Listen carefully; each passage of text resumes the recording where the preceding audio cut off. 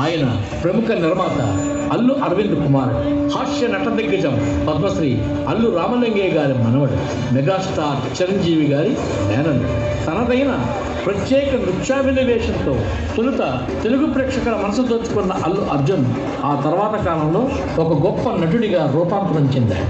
గంగోత్రితో హీరోగా సినీ రంగ ప్రవేశం చేసిన ఆర్య సినిమాతో యువ ప్రేక్షకులను ఆకట్టుకొని అంచెలంచెలుగా ఆయన ఎదిగాడు.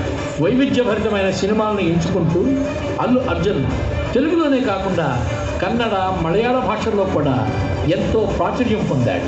ఇప్పటికీ ఆయన సినిమాలన్నీ మలయాళ భాషలోకి అనువదించబడి తెలుగు సినిమాకి సమాంతరంగా విడుదలవుతూ ఉండడం ఒక విశేషం. అల్లు అర్జున్ పేరు అక్కడ మల్లు అర్జున్గా మారిపోయింది.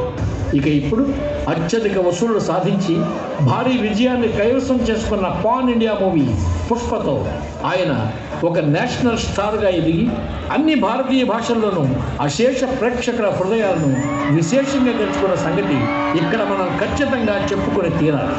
పుష్ప అంటే ఫ్లవర్ అనుకుంటుందా? ఫైర్.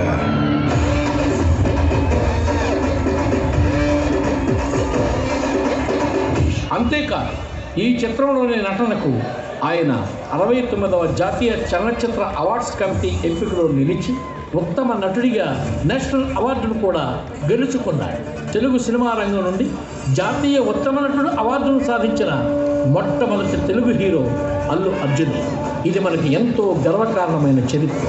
ఇకపోతే ఆయన్ని ఆంధ్రప్రదేశ్ ప్రభుత్వం వారి 3 నంది పురస్కారాలు, పలు ఫిల్మ్ఫేర్ అవార్డులు, సైమా అవార్డులు వరించిన సంగతి ఇక్కడ మనం చెప్పుకోవడం మర్చిపోకూడదు.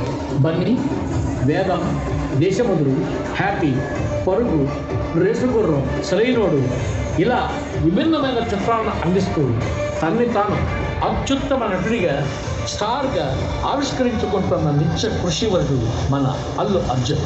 స్టైలిష్ స్టార్, ఐకాన్ స్టార్ అన్న బిరుదులతో యువతను విశేషంగా ఆకట్టుకున్న అల్లు అర్జున్ నటుడుగానే కాదు మనిషిగా కూడా గొప్ప మనసున్నవాడు. ఉన్నతమైన వ్యక్తిత్వంతో శోభిల్లి అరుదైన హీరో. తెలుగు సినిమా పరిశ్రమలో ప్రతి ఒక్కరిని ఆప్యాయంగా పలకరిస్తూ, ఆత్మీయతను చిలకరిస్తూ, ప్రేమను ప్రేమగా పంచే అమృత హృదయుడు అల్లు అర్జున్. దర్శకులంటే ఆయనకు విపరీతమైన ప్రేమ. వారి పట్ల అల్లు అర్జున్కున్న వినమ్రత అంతా ఇంతా కాదు.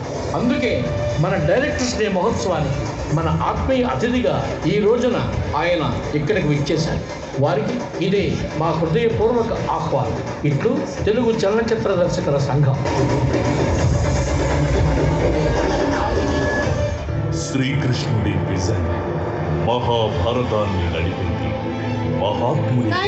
Thank you so much. And yes మన